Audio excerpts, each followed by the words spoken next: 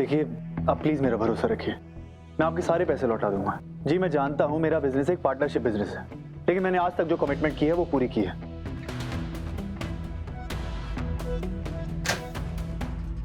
राघव, तो यहाँ है, सब लोग नीचे नाश्ते में तेरा इंतजार कर रहे हैं। वो जी आप चलिए, मैं 2 मिनट में आता हूँ। आजकल एक भी दिन ऐसा नहीं जाता जब मेरे बेटे के माथे पर चिंता की लकीरें नहीं दिखती, और आज वो लकीरें कुछ ज्यादा गहरी लग रही है। क्यों बेटा, करवा चौथ है इसलिए? ऐसा कुछ नहीं है बुआ जी, और मैं बिल्कुल ठीक हूँ। बोल ले झूठ अपनी बुआ जी से। एक काम क्यों नहीं करता, शाम को अपने दोस्तों के साथ घूमने चला जा, तेरा दिल बहल जाएगा। क्या है ना बेटा, शाम को सुहागने घर आएंगी, त्योहार मनेगा, और तुझे रीत का दिया हुआ हर धोखा याद आएगा। नहीं बुआ जी, मुझे कहीं जाने की जरूरत नहीं है, और रीत के होने ना होने से मुझे कोई फर्क नहीं पड़ता। आप लोग मना ही ना करवा चौथ। मैं माता रानी से रोज प्रार्थना करती हूँ कि मुझे तेरे जैसी समझदारी दे, क्योंकि इतना कुछ होने के बाद भी मैं ये समझ नहीं पा रही हूँ कि रीत ने तुम दोनों की शादी को लाइट के स्विच की तरह इस्तेमाल किया। जब चाहा प्यार का बटन ऑन कर दिया, जब चाहा ऑफ कर दिया, और अब तो ऐसा ऑफ किया है कि सब कुछ भुला बैठी है। ये भी भूल गई है कि अगर सब कुछ ठीक रहता तो आज वो हमारे साथ पहला करवा चौथ मना रही होती। छोड़िए ना बुआ जी, हम भी क्या बातें लेकर बैठ गए। किसी को करवा चौथ मनाना है तो मनाए, नहीं मनाना तो ना मनाए। मुझे तो बहुत भूख लगी है, प्लीज चले खाने के लिए। ठीक है, तो तू जमकर नाश्ता करना, ठीक है? अच्छा, गरम गरम पराठा। भाई आज तुम लोग का व्रत है, आराम करो, हम लोग कर लेंगे नाश्ता अपने आप। हाँ प्लीज हमसे ये मौका मत छीनी। आज प्यार और निष्ठा की परीक्षा है, जिसमें हर पत्नी अव्वल आना चाहती है। हमें हमारा कर्तव्य करने दीजिए।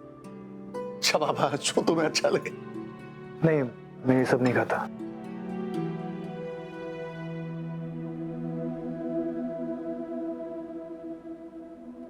ध्रुव, बहुत भूख लग रही है।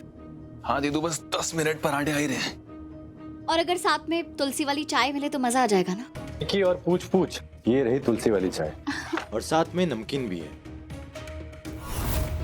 अच्छा रीत, मैं क्या कह रहा था, इतना पराठे आ रहे हैं ना, वो तुम्हारी स्पेशलिटी है ना, इमली वाली चटनी, तुम वो बना लो। Good idea.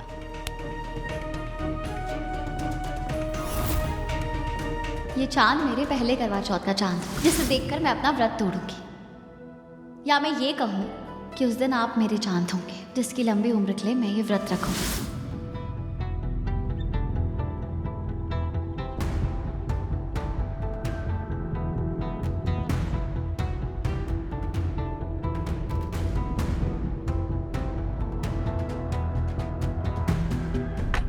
शारदा जी, आपने पहले कहा था ना कि मैं उन लोगों के साथ अच्छी तरह पेश नहीं आती जो मुझे अपनी खुशियों में शामिल करते हैं। तो उस हिसाब से तो मुझे आपको अपनी इमली की चटनी वाली पार्टी में शामिल करना चाहिए, पर मैं कर नहीं सकती, वरना आपका व्रत टूट जाएगा ना। सॉरी। देखो रीत, मुझे कोई इंटरेस्ट। आवाज ऊंची करने की जरूरत नहीं है शारदा जी। वो क्या है ना, कौवा कोयल की आवाज दबा जरूर सकता है, पर कोयल की तरह मीठा नहीं बोल सकता।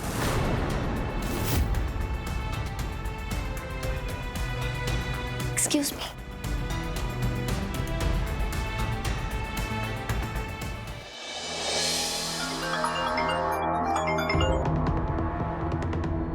हाँ दिव्या भाभी।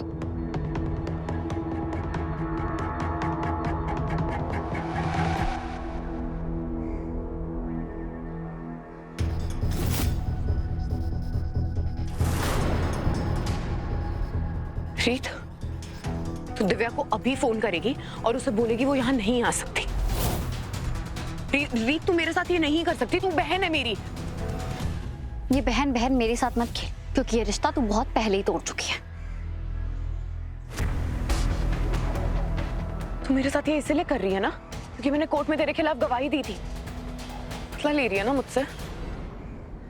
अब तू मेरे लिए उतनी जरूरी नहीं है जो मैं तुझसे बदला लूंगी। और अगर मुझे तुझसे बदला लेना ही होता ना, तो और भी कई तरीके हैं मेरे पास तुझे तेरी सही जगह दिखाने के। लेकिन मैं ये सब दिव्या भाभी के लिए कर रही हूँ। तूने जबरदस्ती उनके और प्रतीक भैया के बीच में आकर उनकी शादीशुदा जिंदगी बर्बाद की है, और आज तू प्रतीक भैया के लिए ऐसे व्रत रख रही है जैसे तू सच में उनकी पत्नी हो। मुझे ये सब देख के घिन आ रही है स्मिता। रीत, मेरी बात सुन, प्लीज प्लीज प्लीज दिव्या को फोन कर, उसे बोल वो यहाँ नहीं आ सकती, समझने की कोशिश कर, आज का दिन मेरे लिए बहुत इंपॉर्टेंट है, ट्रीटमेंट उससे खराब नहीं करने दूंगी, प्लीज। और अगर मैं ऐसा ना करूँ तो क्या करेगी तू? पता नहीं, और अगर तू मुझे ऐसे ही उकसाती रहेगी ना तो मैं कुछ भी कर सकती हूँ। होश में आसमा था, तू ऐसी नहीं थी। मुझे नहीं पता मैं कैसी थी, पर अभी मैं ऐसी ही हूँ रीत, और जो मेरी शादी के खिलाफ है ना, उनसे आखिरी सांस तक लड़ती रहूंगी। ठीक है, तो तू लड़, लेकिन मैं दिव्या भाभी को फोन नहीं करूंगी। रीत मेरी बात सुन।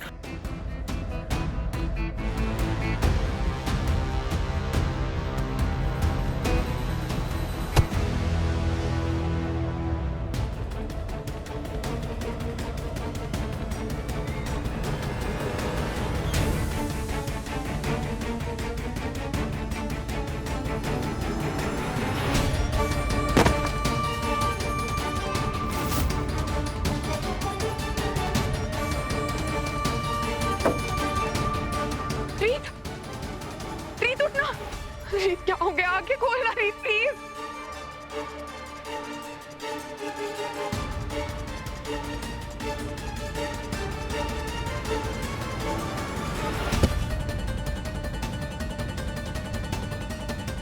ये मैंने क्या कर दिया?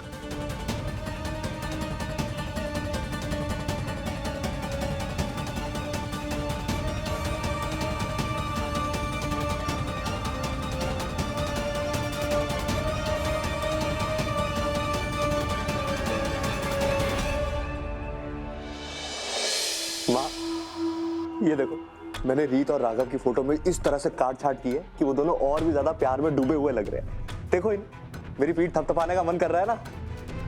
हाँ ठीक है, जितनी जल्दी हो सके हमें ये सारे फोटोज और वीडियोस रोहित को दिखा देने चाहिए। एक काम कर, ये सब मेरे फोन पर भेज। हुआ क्या है माँ? मुझे लगा था आप ये खबर सुनकर खुशी से उछल पड़ोगे, यही तो प्लान था ना हमारा। क्या कुछ बदल दिया क्या आपने प्लान में? तुझे लगता है मैं खुश हूं? ऐसा क्या चल रहा है मेरी जिंदगी के मैं खुश दिखूं? तुझे अंदाजा भी है कि किस तरह हर रोज हर पल वो रीत मेरी बेइज्जती करती है। उसका मुंह खुलता है सिर्फ मेरे लिए जहर उगलने के लिए। उसके आंखों में मेरे लिए सम्मान है और न डर। वाह माँ, जो आपने रीत के साथ किया है, आप चाहते हो कि रीत उसके लिए आपका सम्मान करे? क्या बात। मैंने जो उसके साथ किया है ना, उसके लिए भी वही जिम्मेदार है। हमारे घर में बहू बनकर आई और सबसे पहले मेरे रास्ते का पत्थर बनकर खड़ी हो गई। मैं जानती हूँ मैंने रीत के साथ जो कुछ किया है कोई अपने दुश्मन के साथ भी नहीं करता, लेकिन ये मत सोच, ये बात जानते हुए भी मेरे दिल को कोई ठंडक पहुंचती है।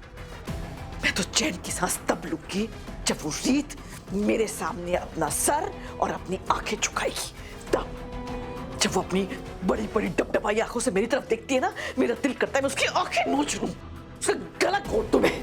माँ, आप ना गुस्से में आके कोई उल्टी सीधी हरकत मत कर देना।